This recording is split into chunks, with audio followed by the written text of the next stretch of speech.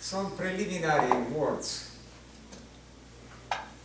Symmetry is recognized as a universal paradigm. You can see the rich symmetry in the human body, in the inert universe, in the living universe.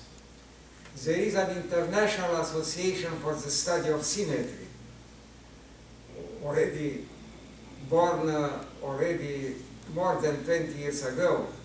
There is a journal devoted to symmetry.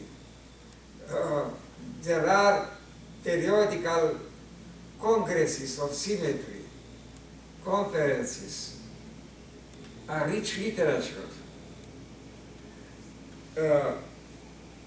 As you read perhaps the abstract of my lectures to see what kind of questions I want to try to answer.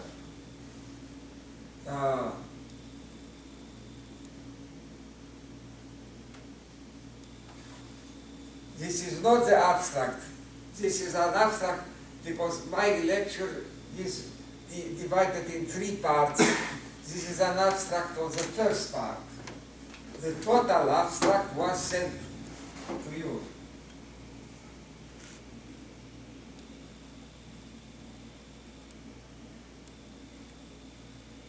So you see the key words to show that symmetry is consistent with arbitrariness, so it does not function as a restriction.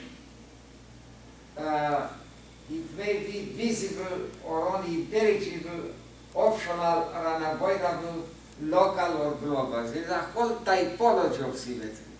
We have to learn it and to understand it. Symmetry is never total. Anti-symmetry too is never total. Very important. Except some trivial situations. Local symmetry may occur everywhere, but local anti-symmetry does not. Some deep phenomena of symmetry become intelligible only after the elimination of a parasitic negligible set. Symmetry implies sometimes chaos. Symmetry as a guide in cultural creativity is illustrated by Kepler. The distinction between optional and unavoidable is discussed in respect to the history of golden section. Symmetry versus arbitrariness. Symmetry involves some kind of repetition. You see, there are many atoms to define. It was impossible to capture all types of symmetry in all fields, and there is unique definition. All atoms failed. It is similar to what happened with atoms to define what is a game, the same failure. Can we infer some kind of repetition? So it is a constraint imposing some kind of regularity. I think a key word for symmetry phenomena is the word repetition. Something occurs at least twice. It is against arbitrariness, apparently. Can we infer from this intuitive fact that symmetry and arbitrariness are incompatible? Things may become surprising when we move from the intuitive to the rational, formal aspect of the problem, from the visible to the intelligible symmetry. I pay very big attention to this distinction. See visible symmetry, intelligible symmetry. Because the privilege of mathematics, and maybe it is the only science able to reveal symmetries which are intelligible but not at all visible.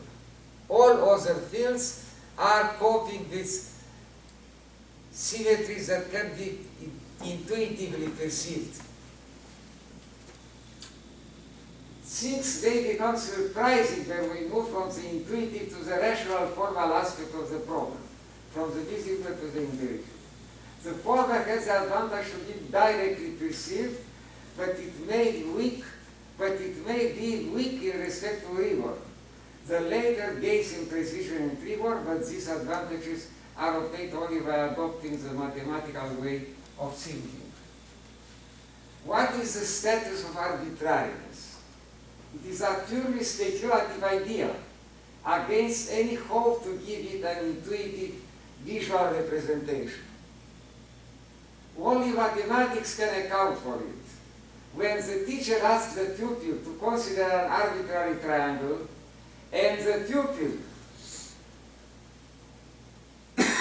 represents it with chalk on the blackboard, then just by this visual material representation, its arbitrariness is destroyed. This is perhaps one of the reasons behind the joke according to which geometry is the art to make correct judgments starting from wrong pictures. It is not a joke, it is a reflection by Poincaré, a very deep one. Like many other universal paradigms, such as time, language, game, symmetry hardly can be captured in a general definition. An interesting discussion in this respect can be found in this paper, where the following definition is proposed. Symmetry is a triplet, where S is an object, Y is a specific property of S, while M is a transformation which satisfies the following two conditions. S belongs to the domain of M, and Y is invariant by the application of M to S. So, the claim is that the keywords in the phenomena of symmetry are transformation and invariance. The problem is that you can make this meaningful for most aspects of mathematics, but beyond mathematics, things become more difficult. In this condition, S is said to be symmetrical, while M is said to be a symmetry transformation. Two types of symmetry are distinguished: geometrical, when S is a geometric figure, and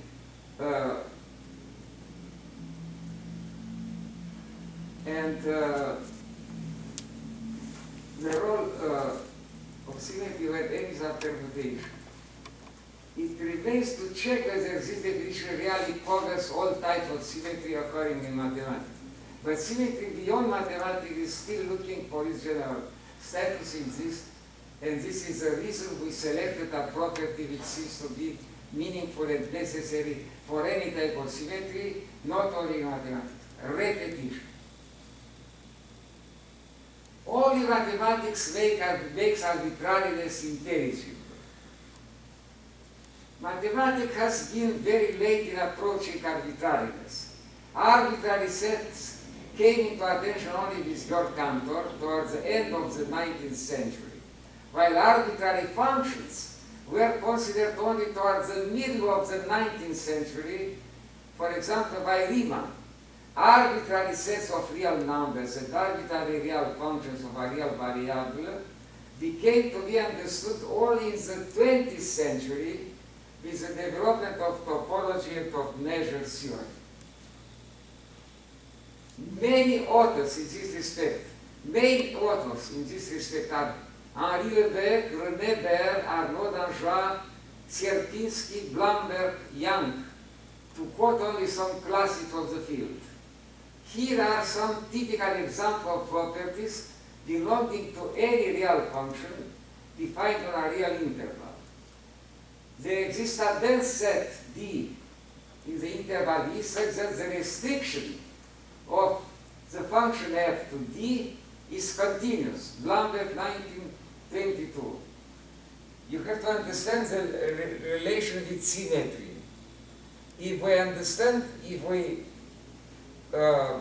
take in a more general setting symmetry as any kind of regularity, then when a function, a real function, is given as an arbitrary function, so arbitrary real function.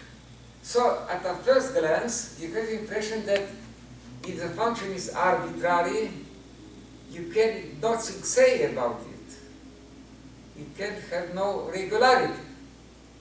And reality is just the opposite. There are a lot of regularities of arbitrary objects, because what we call arbitrary is in the way the language allows us to formulate things. But in reality, there are, even when we refer to arbitrary sets of functions, there are some restrictions hidden behind this regularity. So, to some extent we can say any function, any real function is continuous. But continuous not on a dense set. Any real function is a composition of almost everywhere continuous functions. Ramsey and van der Waal, arbitrary binary relations and arbitrary graphs form the object of study of some special branches of combinatorics, such as Ramsey's theory. Ramsey's theory includes problems of the following type. We are given a set S, a family of subsets of S, and a positive integer R. We have to decide whether or not for every partition of S into R subsets, it is always true that some term of the partition contains some set belonging to F. In Euclidean Ramsey theory, S is usually taken to give the set of points in some Euclidean space, and the sets in F are determined by various geometric considerations. Another example concerns an arbitrary partition of the set of natural numbers in two non-empty parts. At least one of them includes arithmetic progressions of any finite length. You see, the common denominator of all these things, behind arbitrary objects, there are hidden regularity phenomena. Regularity means symmetry. Look here. What is the van der Waal claims in 1927? If you take an arbitrary partition of the natural numbers, obligatory one of the terms of these partitions includes arithmetic progressions of any finite length. In two numbers, A and B, there exists a natural number C not large, such that if the set from 1 to C is decomposed in B mutual addition parts, then at least one of them contains an arithmetic progression of length A. Taking into account that in an arithmetic progression, terms follow the symmetric rule, according to which the term of rank n minus 1 is symmetric in respect to the term of rank n, is the term of rank n plus 1, for any value of n, strictly larger than 1 and strictly smaller than t minus 2, where t is the length of the progression, we realize that no partition of the sequence of natural numbers can avoid strong symmetric aspect in at least one of the terms of the partition. So these are situations when symmetry is unavoidable and consistent with arbitrariness. Symmetry has periodicity. Arbitrary infinite sequences of real numbers were considered already in classical mathematical analysis. Every student learning calculus knows that any infinite sequence of real number includes a subsequence having a finite or infinite limit.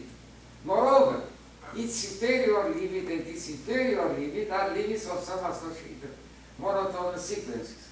Arbitrary finite or infinite words on a finite or non-empty alphabet were systematically considered already in the 30s by Marston Morse. In the second half of the 20th century, they became an important chapter of mathematical computer science. The example of infinite worlds is a good opportunity to understand the difference between arbitrariness, chaos, and randomness. Infinite worlds offer also a laboratory of investigation of symmetry in one of its main aspects, periodicity. Indeed, complexity of an infinite world over a finite non-empty alphabet is to a large extent its degree of non-periodicity.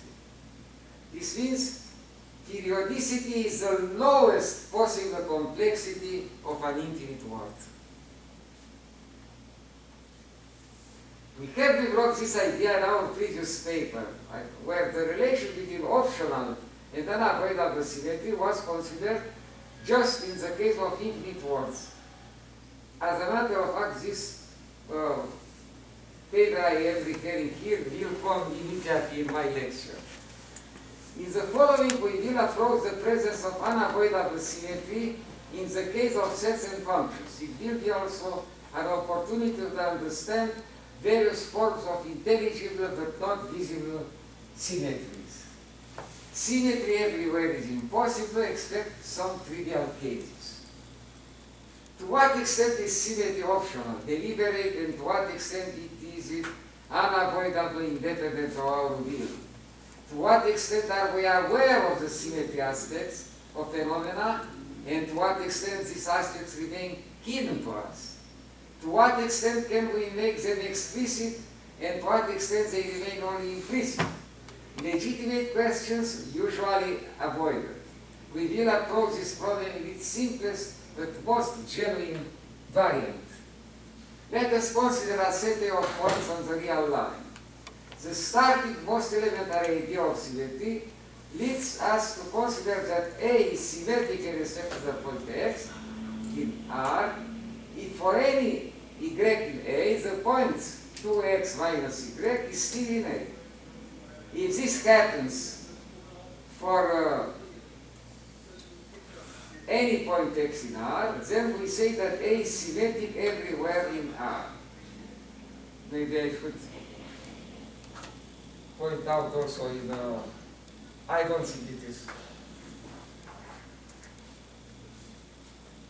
It is just this situation. No. What means you have, what is the symmetric of y with respect to x? Is the point, what is this? It is this the simplest way to conceive symmetry. And when all points of a set A are points of symmetry with respect to A, we say that A is symmetric, a symmetric set.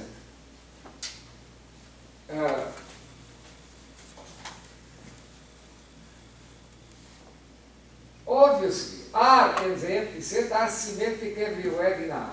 Any other real set A is no longer symmetric everywhere in R. So there is no non-trivial set which is symmetric in any point of the real line. Indeed, I have the proof here. It is so simple that I can go further. Antisymmetry everywhere is impossible except some trivial cases. This means, what means antisymmetry? This means that if this point belongs to the set, its symmetric does not belong to the set. This means antisymmetry. If this happens for all points of a set, we say that the set is antisymmetric. Obviously, antisymmetry is not the negation of symmetry, it is its polar opposite. The empty set and any set of cardinal one are trivially antisymmetric everywhere. Any other real set, A, if any set having at least 2 points, is no longer everywhere antisymmetric. Indeed, proof is very simple. So, anti-symmetry everywhere is impossible. Local symmetry everywhere is possible, but very restricted. Local symmetry, this means that it takes place only in in some neighborhood of the point, not totally. This is a technical definition. Then, here things begin very delicate. A is said to be locally symmetric everywhere in R if it is locally symmetric at each point. It was proved that for any set A locally symmetric everywhere in R, either A or its complement has countable closure. Local antisymmetry everywhere is impossible. I will not give the proof. I go further. You find it in the text of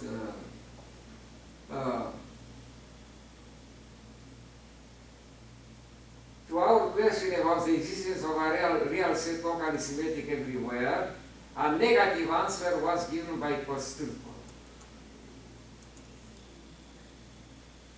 We conclude that local symmetry is stronger than local antisymmetry. The former is possible everywhere, while the later is not possible everywhere. So, already we have here phenomena which are about symmetry, but which are no longer visible. They are only intelligible by mathematical proof.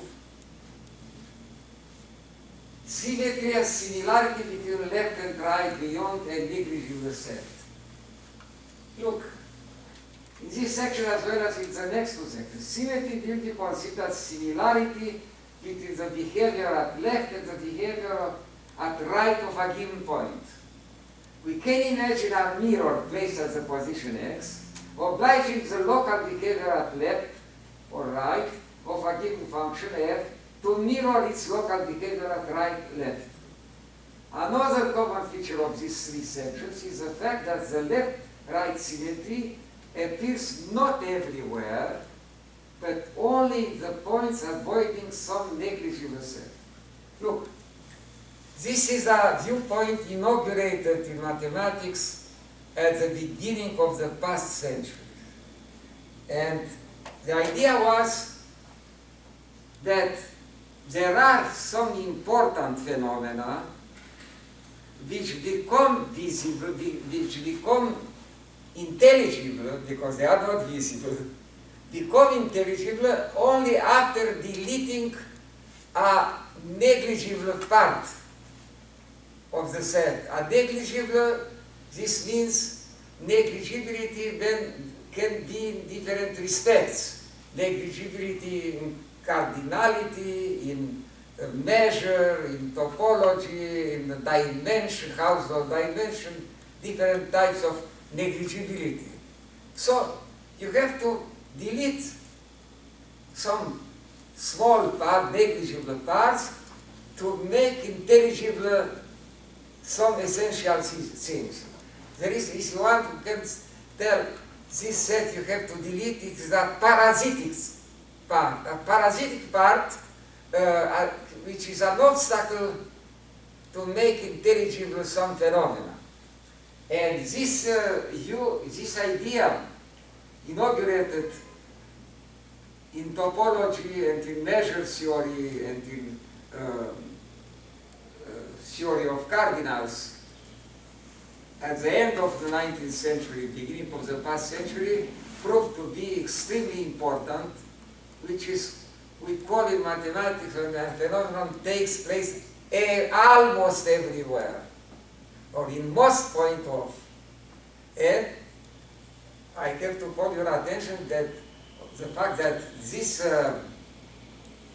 strategy was transferred in discrete mathematics. It is very important in the theory of complexity and in the theory of recursive functions. A lot of results are of this type.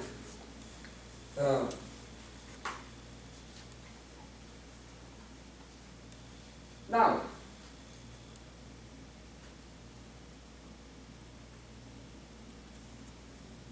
it should be, but it should be pointed out that that in most cases the respective negligible sets are not constructively defined, identified.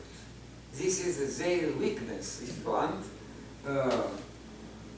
Given a point x in the interval I of definition of the function, we cannot always decide whether x belongs or not to the negligible. To give you an example, for instance, there is a Cantor theorem that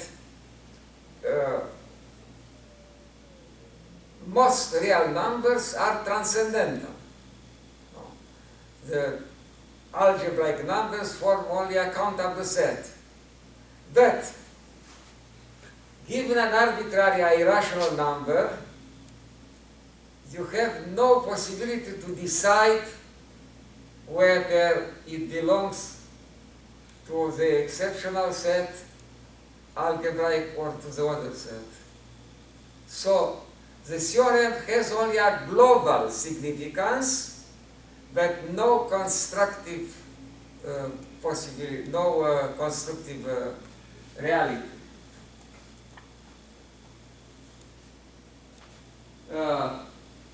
I began with symmetry revealed by the elimination of a denominator set. This Cantor theorem of transcendental numbers was of this type.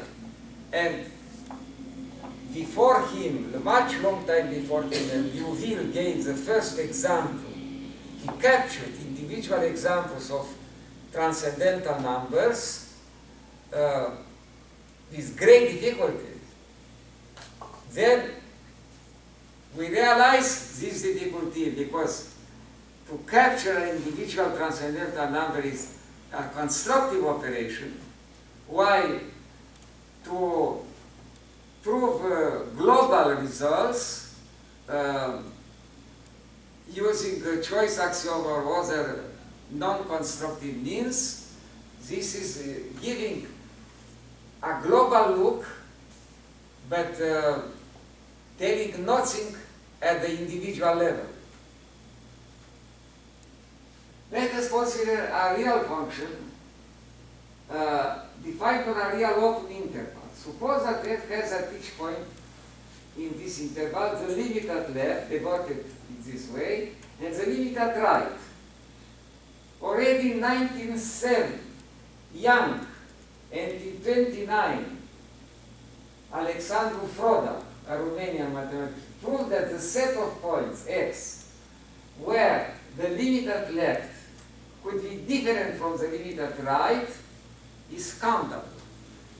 So for an arbitrary function, the limits at left and at right can, if they exist, they can be different only in a countable set of points, not more.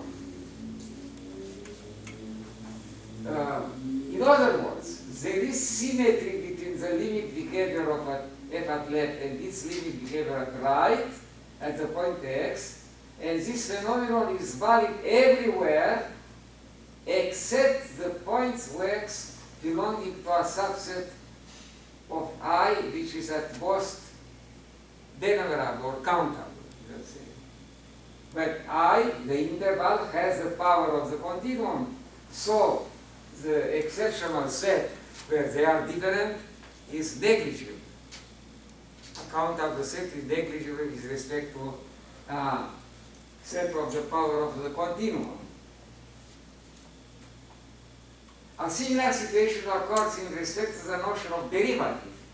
If f has at each point in x in I a derivative at left and a derivative at right, then the points x in V in I, where these two derivatives, finite or infinite, are different, form a subset which is at most countable. This means, you see, symmetry becomes very clear in both cases only after deleting a countable set. Beyond this countable set, you have symmetry between left and behavior at left, behavior at right.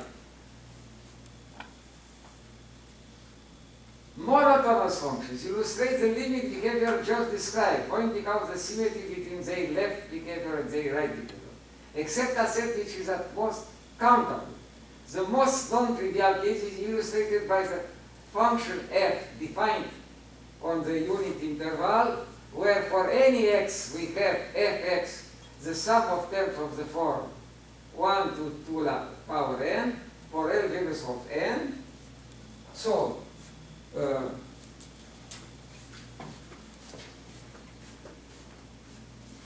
fx equal to sum of this series for any n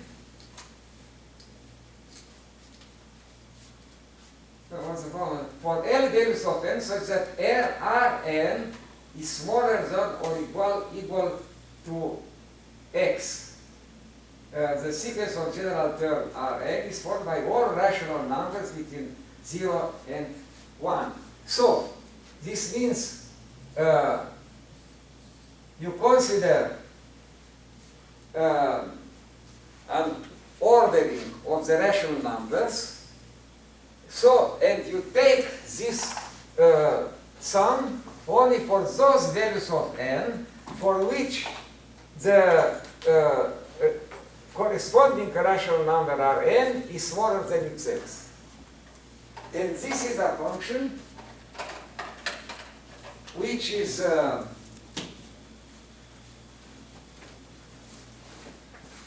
discontinuous at every rational number,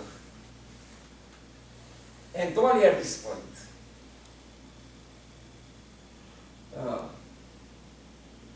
So you have also symmetry except the points which are rational. It is easy to see that f is discontinuous at x exactly when x is rational, and in this case, limit at left is different from limit at right. In contrast with what happens in general, in this case, we can effectively indicate the negligible set. It is a very special case where we can capture the negligible set, but in general, this does not happen. Symmetry revealed by elimination of a measured zero set. This is a very famous situation. The simplest example is that of a monotonous real function. There exists, according to a classical theorem by Hilbert, a subset of I, A of I, of measure 0, such that at any point beyond this set of measure 0, the derivatives of f at left and at right exist, are finite and equal. Symmetry. But symmetry beyond a set of measure 0 that cannot be captured constructively.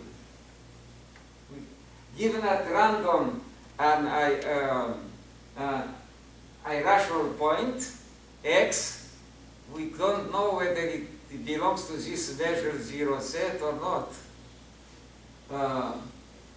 So f is differentiable at any point of I minus the set of measure 0. But the existence of A is not effective. Given a point x in I, we cannot always decide whether x belongs or not to A. So you see, this is a general situation in mathematics, that mathematics is very strong in revealing global aspects, very weak in revealing local individual aspects. We know a lot of things about the global aspects of the set of real numbers, and we have very poor information about the behavior of individual real numbers. We don't know, for the most familiar numbers, such as square root of 2, we don't know whether it is or not normal in Borel sense, for instance, and a lot of such things. Another famous example refers to the behavior of derived numbers of a real function defined on a real interval. For any interior point of f, we can define the superior and the inferior limits from right and from the left of the ratio which is used in the definition of derivative, and we obtain the fourth derived number of f. The combinatorial possibilities occurring in the behavior of these numbers, which can also be plus infinite or minus infinite, are very rich, and they may give an impression of anarchy. However, according to our theorem, famous theorem by Joyeux-Sachs, this anarchy may occur only on a very small territory. It is a set of measure 0. Again, a set of measure 0, and again, a non-constructive set of measure 0. I don't go into the details. Symmetry and anti-symmetry are combined in this behavior because in a more suggestive but less informative form, on the union of C and D, two opposite derived numbers, well, it is something technical. Symmetry revealed by the elimination of a bigger set. This means what was called a set, first bare category set. I count up the union of non-dense sets.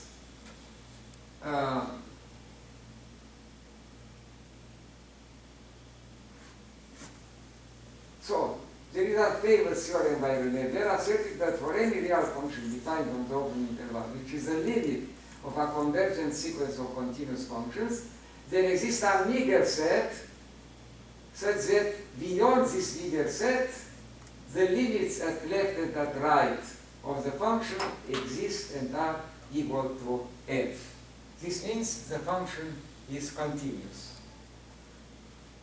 Other symmetry properties beyond a meager set concern the differential behavior of a real continuous function on A.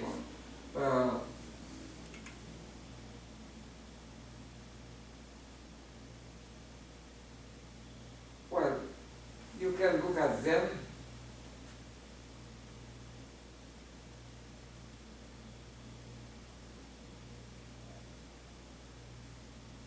All of them show that there are a lot of symmetry phenomena which become clear only after deleting a parasitic set of measure 0 or of a meager set. When symmetry is associated with chaos, this happens when symmetry takes the form of periodicity. Lee and York prove that if f is defined in continuous on the real interval with range in I, and if f has a 3 periodic point, but x is neither a 2 periodic point or a 1 periodic, then it must have n periodic points for every length larger than 3.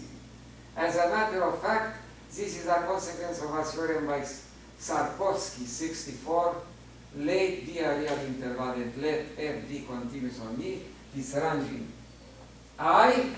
If f has an n periodic point in I and if n is larger than 2, then for any n superior to m, f has an n periodic point of E. The merit of Lee and York is to have shown that the iteration of a very simple continuous function of a single variable can display a chaotic behavior in the following sense. Well, I will avoid this technical part. The link between periodicity and chaos appears also in the following variant of chaotic behavior, Devaney. Let x be a metric space. If a continuous map from x into x is said to be chaotic, if f is transitive, the periodic points of f are dense in x, and f has sensitive dependence on initial conditions. You see, here, what is very provocative is the fact that periodicity, which is an extreme situation of symmetry, is just a component of chaos. Symmetry guides sometimes human creativity, the case of Kepler. We have in view human creativity of any kind. There is a general belief in the genuine symmetry of the laws of the universe. For example, the third part of Van Frassen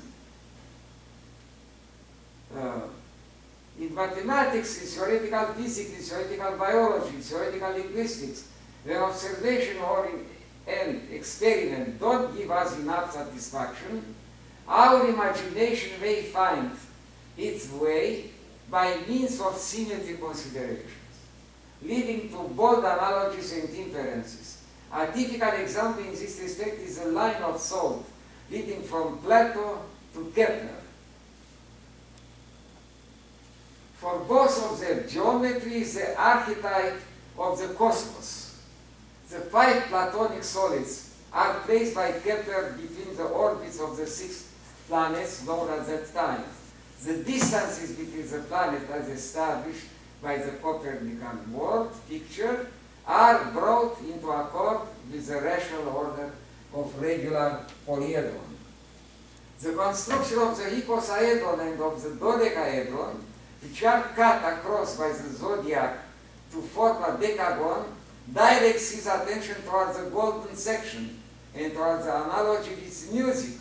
The zodiac is divided into 120 equal parts, just the lowest common multiple of the proportional numbers of the imperfect consonant interval.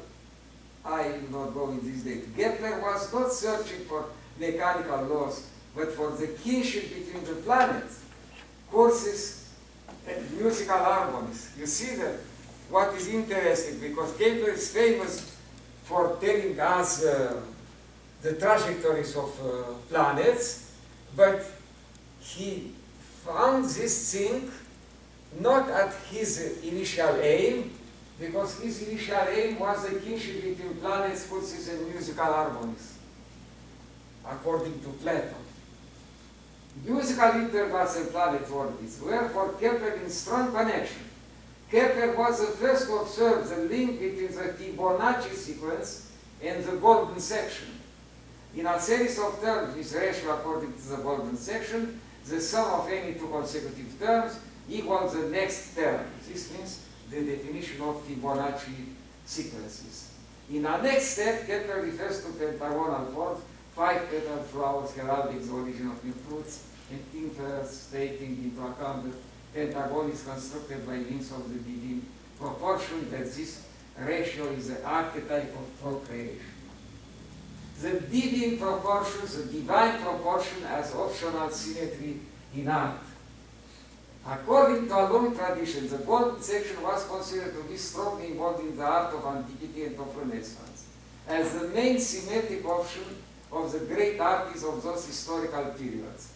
In contrast with this claim, research done beginning with the middle of 19th century until the recent works by Hertz Fischler argued that the deliberate use of the golden section as an aesthetic preference in architecture and art begins only with the 19th century. Long time it was claimed that these things belong to Renaissance.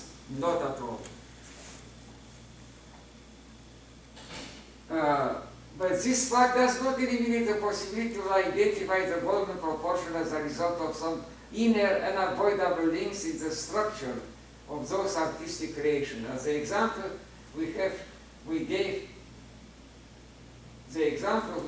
showed, the author is not always aware of the potential implicit regularities involved in his creation, like it happened with Bach's fugues. Here are the references for this first part. Now we move to the next part.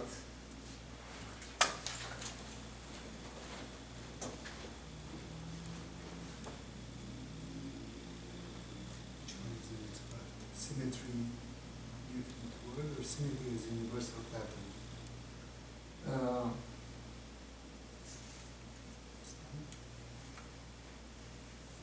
Phenomena. This or this? Symmetry phenomena, infinite. And the other is this. Yeah, Let's say- have another. Let's say this, take this.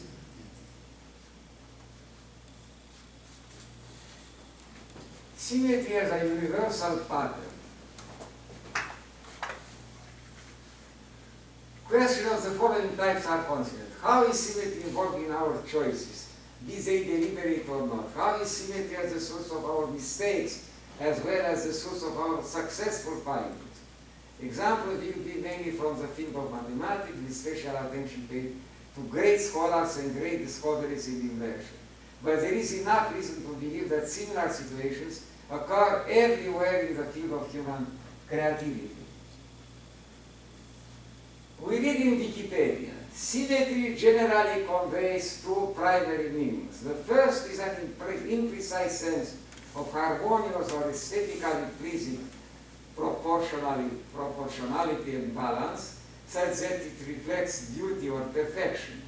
The second is a precise and well-defined concept of balance or pattern self-similarity that can be demonstrated or proved according to the rules of a formal system, by geometry, through physics, or otherwise. So, with respect to these two kinds to conceive symmetry, this is a dramatic choice we have to face in many situations. As soon as we want to reach some rigor by using some formal tools, the second type of approach, the meaning becomes poorer. This fits also with what I said in my previous lecture. Not today, but last week. Meaning at the expense of rigor. Remember. Or rigor at the expense of meaning. Such conjugate pairs, makes a law in the field of symmetry. The journal Symmetry, Culture and Science has published some interesting articles proposing a general approach to symmetry by using, for instance, the idea of invariance in respect to some transformation. But they refer only mainly to a mathematical idea of symmetry. Beyond such fields, they often become poorly solved. So beyond mathematics, we have to refer to the first approach to symmetry, which is vague. They often become powerless or meaningless. So when we are in the field of poetry, of language, or of philosophy, we are prisoners of the imprecise sense of symmetry, while when we want to work with a well-defined concept of symmetry, we are obliged to restrict our considerations only to some of the fields concerned by symmetry phenomena. We will denote by INS the imprecise meaning of symmetry, and by PNS the precise one. The universality of the symmetry patterns. The universality of the symmetry phenomena is clearly pointed out by the following exercise. Take the qualifying adjective symmetric and add to it an arbitrary generic term, a noun. Look on the Google for the syntax so obtained, and you will reach a list of entries which is almost never empty, but usually very rich. I did this exercise on November 22, 2008 at 10 o'clock, and this is what I found. I tell you this because, you know, on the Google things change every day, so you will not find the same today. Well, you know what I found? Symmetric spaces, 350 entries. Symmetric functions, 434. Symmetric sets, 562. Symmetric transformations, 286. Symmetric relations, 594. Symmetric equations, 501. 70. Symmetric structures, 400.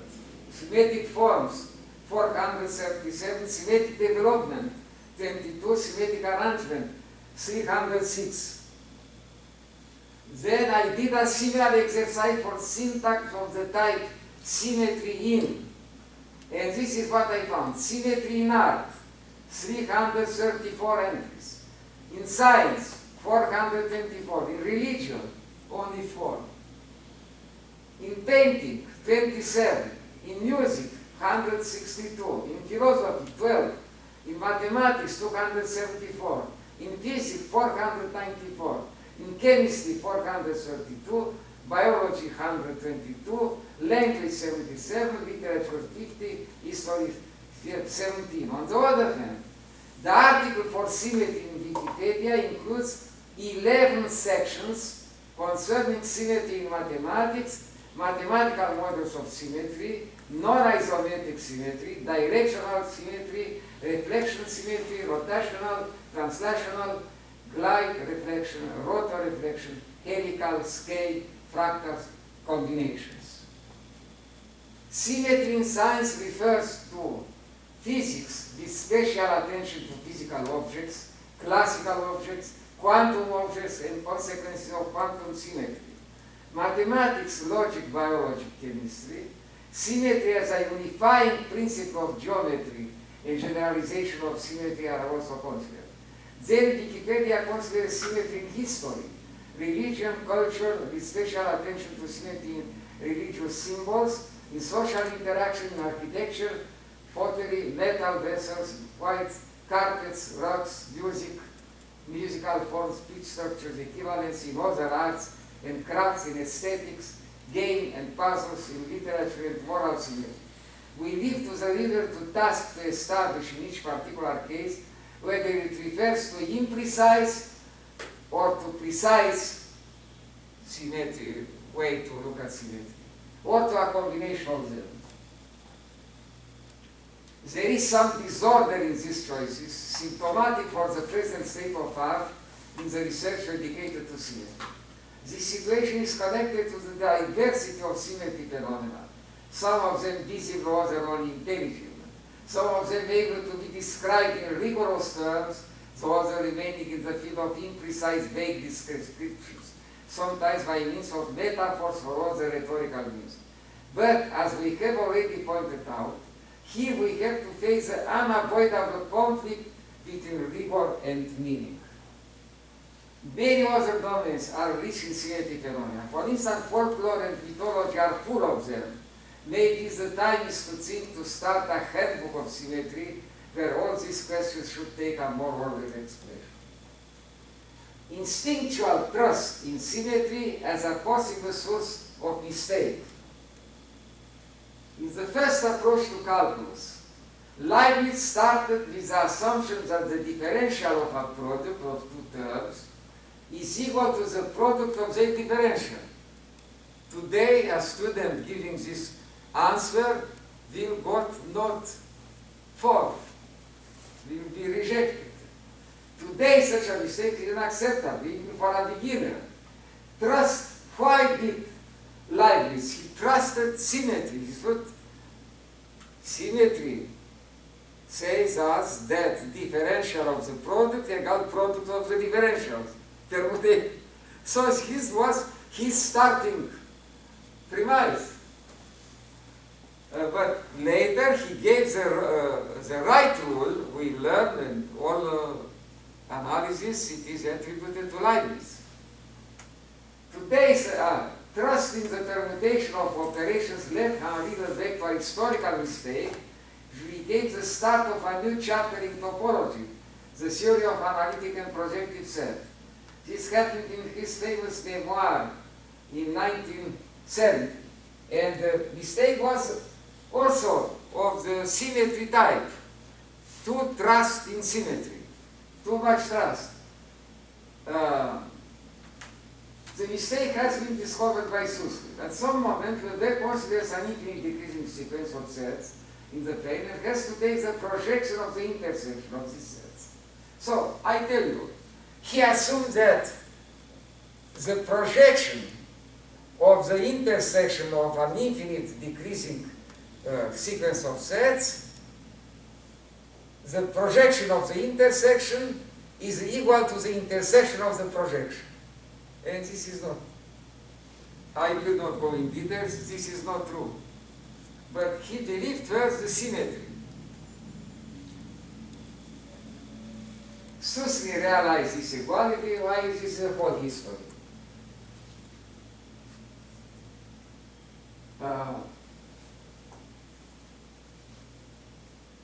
We learn from this story that symmetry is to some extent located in the human nature, and we have to check carefully our implicit assumptions. Other example will confirm this situation. Euler's and Einstein's mistakes for reasons of symmetry. Here are two famous examples of how, for reasons of symmetry, we may be wrong. The first example will be of the precise type of symmetry, while the second will be of the imprecise type. Another example of the precise type will refer to a problem in geometry.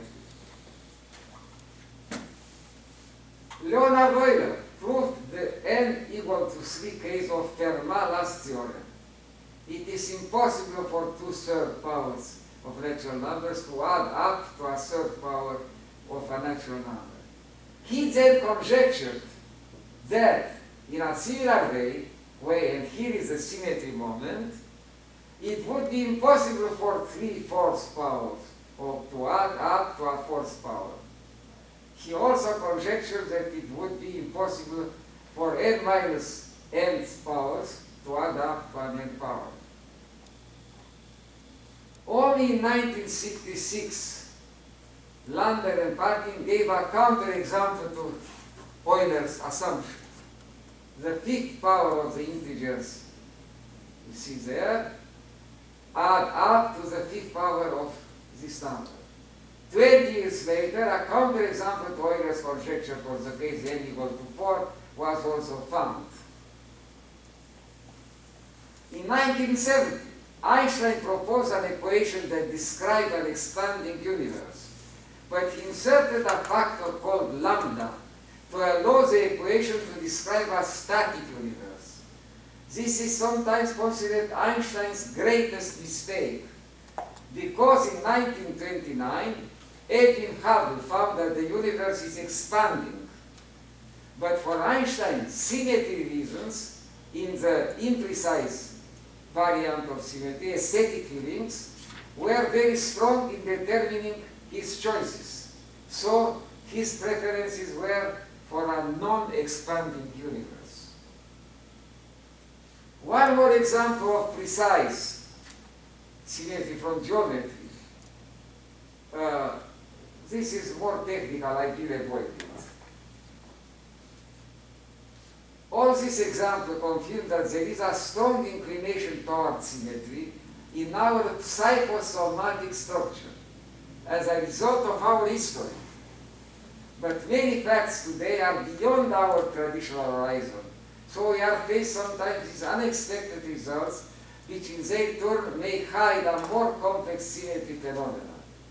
For instance, in the example above, concentric points on the circumference of a circle, such a more complex regularity was really found involving polynomial Q. You see, it may happen that you are faced with a phenomenon which apparently is against symmetry, but later you discover another phenomena, including the previous one, and showing a very deep symmetry which was hidden so before.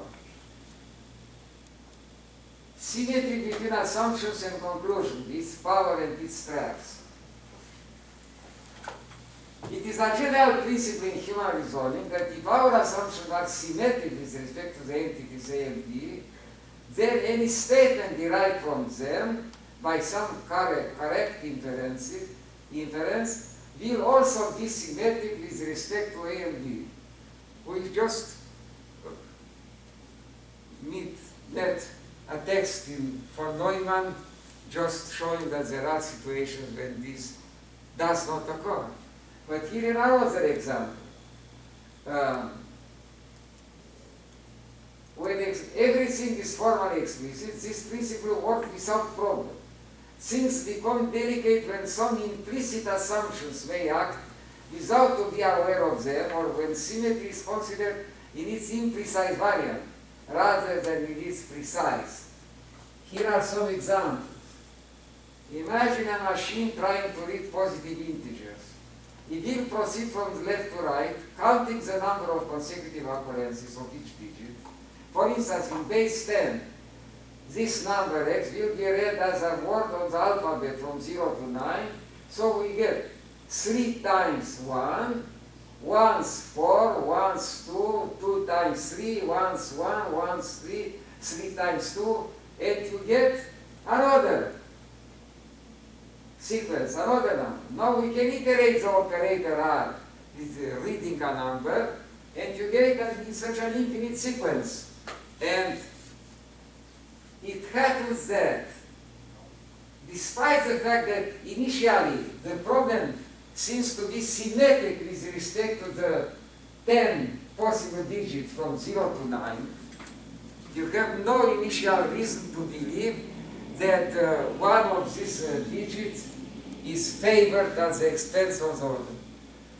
Contrary to this expectation, the result found by John Conway is that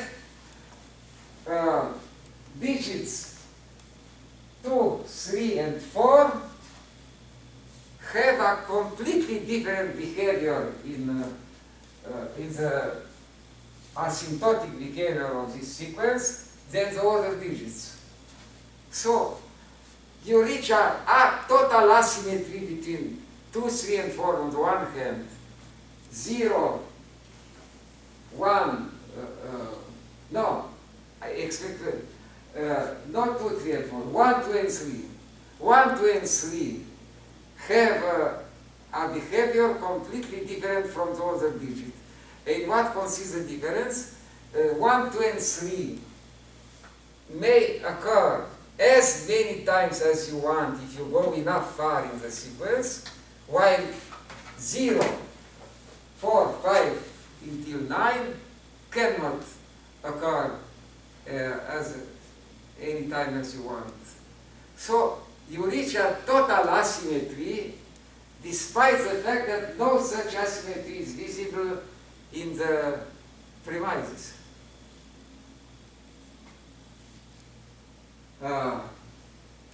These are the technical details.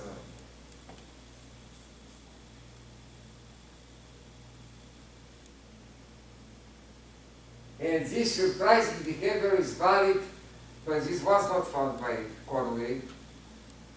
It's valid also when you move from base 10 to other base larger than 3. For bases 2 and 3, there is a special situation. So I understand that I have to, I will stop immediately. Symmetry as analogy, its fundamental role in human knowledge. The largest part of the literature devoted to symmetry is oriented towards mathematics, natural science, and visual arts. We will consider some examples. What about the imprecise type? They are based on various forms of analogy, of correspondence, maintaining their generality and their richness, just in view of their vagueness. However, in each case, attempts were made to convert imprecise into precise symmetry. A typical example is that of astrology, based on a hypothetical correspondence between the position of celestial bodies on the one hand and some terrestrial matters, including human matters too, on the other hand. This correspondence aims to transfer the predictive capacities of celestial mechanics in the field of human affairs, claiming that the latter is influenced by the former. This type of imprecise symmetry claims sometimes to reach a stage of precise, expressed by mathematical calculations and formulas. Until a few centuries ago, astrology and astronomy were not yet clearly separated, but today they are, and only astronomy is credible. My mythology is hoping to a large extent with the ancient myth was common denominator is a hypothetical existence of a correspondence between Anthropos and Cosmos. This correspondence takes different forms to various primitive populations. Claude Lévi-Strauss' canonic formula of myths is proposing a way to convert the general structure of myths into a precise form of symmetry. The interest of myths is motivated by the fact that they cover a large part of history, and their heritage explains how science and art emerged.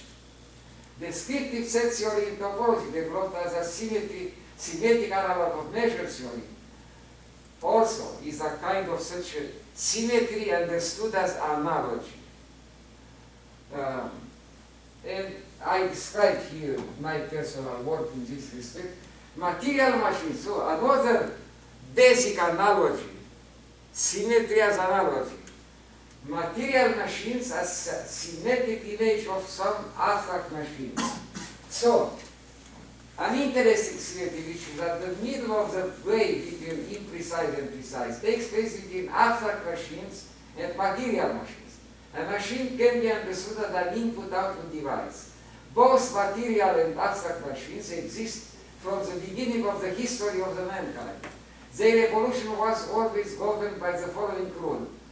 Behind any material machine, there is an abstract machine. This means, behind to be material, the machine has to exist in a human being's head before existing as a material object.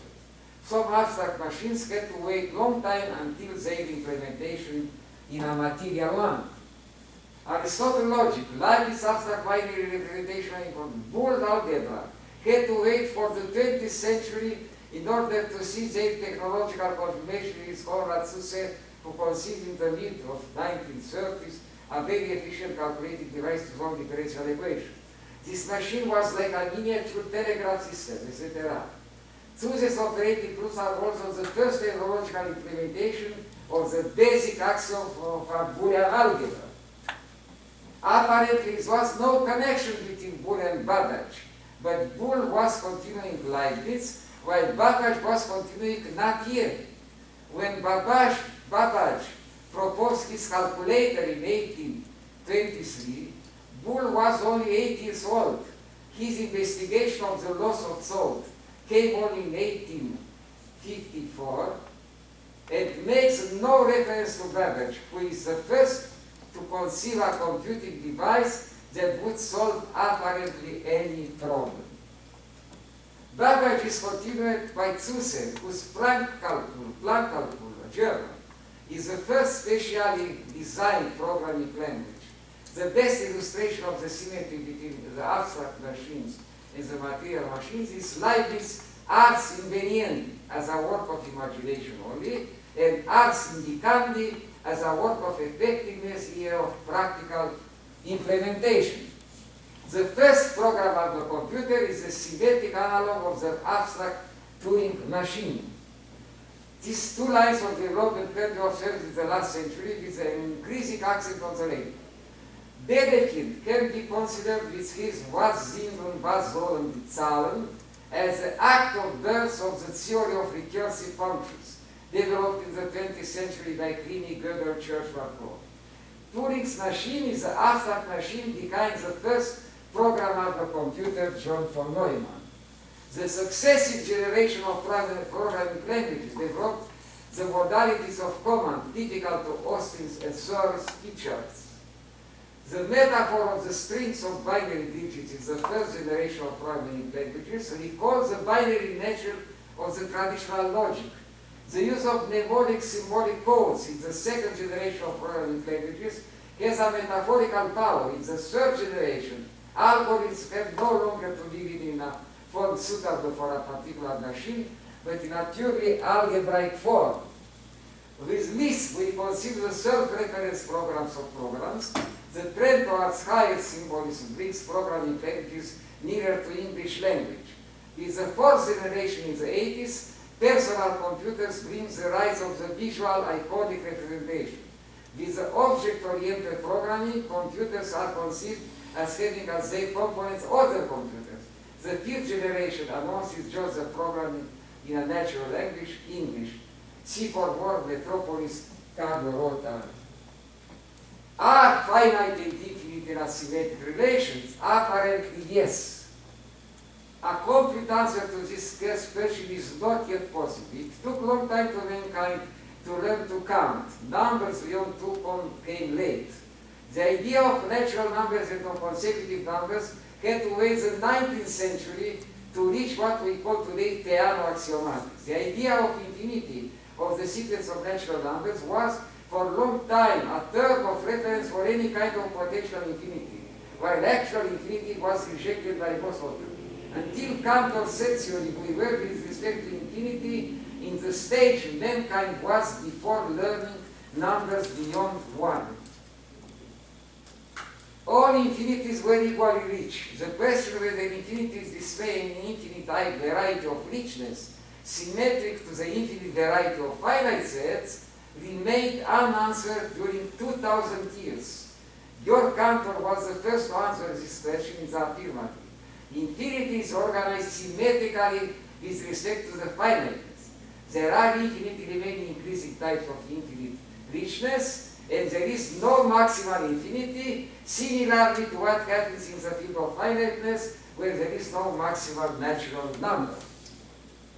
The finite infinite symmetry goes further. One can define a relation of equality between two transfinite cardinal numbers, and another relation of the type larger than, respectively smaller than. These relations are consistent with the similar ones for natural numbers. Moreover, given any two transfinite cardinal numbers, they are either equal or one of them is strictly larger than the other, exactly like what happens with the natural numbers. So it seems that there is no reason to doubt about the existence of a perfect symmetry between finiteness and infinity. However, the symmetry between finite and infinite is faced with a threat. But things are not so simple. The first threat was just related to Cantor's definition of cardinal numbers as classes of equivalence. This definition proved to be circular, and we had to wait the axiomatic approach to set theory where cardinal numbers are introduced by means of ordinal numbers. Difficulties with respect to the idea of consecutive transfinite cardinal numbers. There is a general agreement according to which the smallest transfinite cardinal numbers is that of countable sets, such as the set of natural numbers. While dealing with finite sets, its set whose cardinal numbers are natural numbers, there is no problem to explain the idea that two finite cardinal numbers, two natural numbers, are consecutive. Piano axiomatics gives a clear answer to this question. Things become difficult and still not yet clarified when we want to understand the idea that two transfinite cardinal numbers are consecutive. There is no other transfinite cardinal number strictly larger than one of them and strictly smaller than the other. In the particular case of the transfinite cardinal numbers consecutive to the countable, it is easy to show that the cardinal number of the set of real numbers is strictly larger than the countable. But the question is whether they are consecutive. This is the first problem in the famous list of Hilbert. Contrary to expectations, the results obtained several decades later by Gödel and Cohen led to the status of independence of statement claiming the consecutiveness of the countable as a continuum. For many mathematicians, this solves the problem, but for most logicians, beginning with Paul Cohen and continuing with Martin Davis, Raymond Smullyan, and many others, the problem is far from being solved, and we have to look for an improvement of axiomatic foundations of discreteness and continuity, symmetry or asymmetry. There is a very delicate question, because discreteness and continuity, despite their universality, emerge very late as paradigms with an explicit status in biology, in physics, in linguistics, in philosophy. In mathematics, the discrete continuous interplay got a clear status only after the emergence of computer science. The syntax discrete mathematics came to attention only in the second half of the past century, when we found it in the manuscript of von Neumann in the 40s, only a few years before the middle of the century. The most apparent is a linguistic aspect. Words such as few, many, one, and several are obviously in the category of discreteness, while words such as little, much, belong to the category of continuity. The later examples are symmetric with the former. Remaining in the domain of language and linguistics, the continuous discrete interplay is illustrated by couples such as speech language and phonetics phonology. In mathematics, real numbers, whole numbers. Integral series. In biology, ontogeny, phylogeny. Heredity, variability. Right brain, left brain. In computer science, analogous, digital. In culture, tradition, innovation. such symmetric pairs of terms opposing each other and at the same time needing each other are everywhere. The debate about the very nature of things is very old and perhaps will never end. For Parmenides, human thought is a continuous flow, but in order to convert it in language, it needs some stability to can be segmented into discrete units. Some thinkers believe that the categories of philosophy, of humanities in general, are predominantly continuous, while the categories of science are predominantly discrete. For Ferdinand de Saussure, science begins with a move from continuous to discrete representation. For Bertrand Russell, the continuous exists only as an ideal state. The reality is always discrete. Mathematics keeps the balance, discreteness and continuity help each other, and none of them may claim superiority. This philosophy is also biologically motivated if we observe how left and right hemispheres of the human brain help each other. None of them may claim absolute superiority. Each of them has its field of excellence, but only together they can lead to human creativity, irrespective of the domain we have in view. The famous asymmetry of the brain hemisphere is typical for all aspects related to discreteness and continuity. With the emergence of computer science, discrete mathematics has been considerably stimulated, and some authors such as Ralston found in this fact a reason to consider that the rise of discrete mathematics takes place at the expense of the continuous mathematics.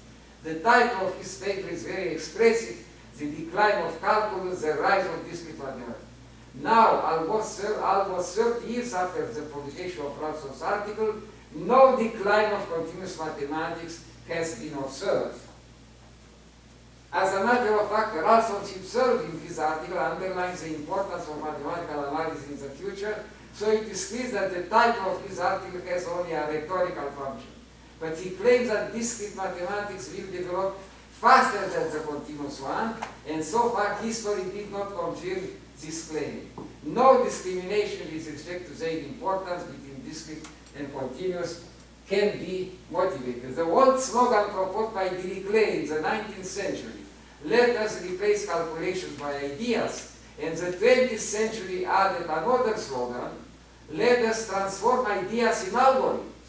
In both these processes, the discrete continuous interplay is essential, while Robinson's non-standard analysis led to a synthesis of the discrete and the continuous. Symmetry and asymmetry are both at home in this adventure.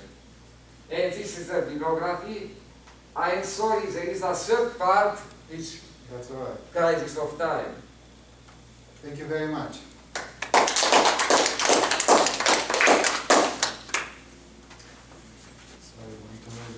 Any questions? Questions?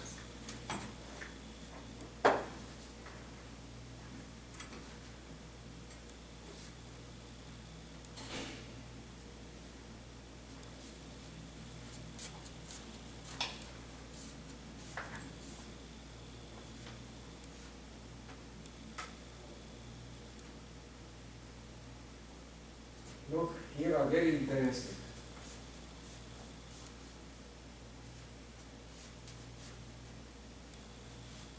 Hermann, there is a book by Hermann Weyl, which was the first synthesis in the field of symmetry.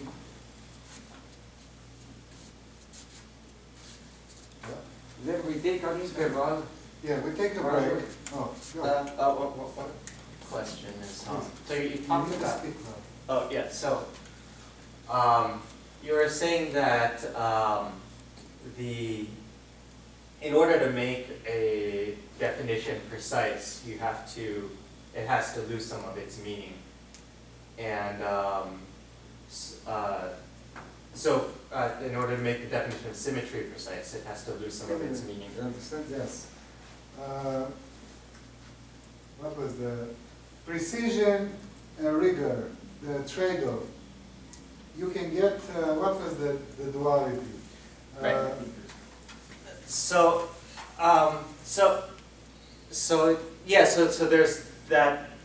Where does that trade-off come from? Because it's also arises in other terms as well. So rigor, you Use rigor if you want to have meaning. You started Yeah. with that. Can you Well, comment? this is what I developed last week.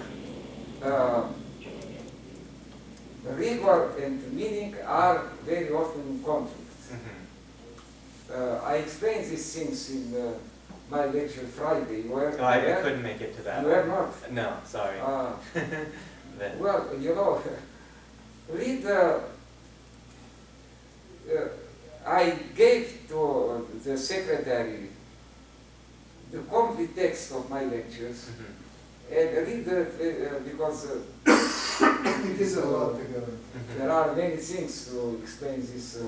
This was half of my previous lecture on Friday was about this thing to explain this thing. This is one of the most dramatic traps in contemporary mathematics at all levels, research, education. We don't find the right way between rigor and meaning. I was reading a book on information theory recently, and they made the same point that with like definitions of say entropy and energy, it went through the same transition where there was a sort of informal definition, and you had to lose some of the meaning in order to have a formal definition of what energy meant. So we're taking a break? Yeah. All right. Thank you very much.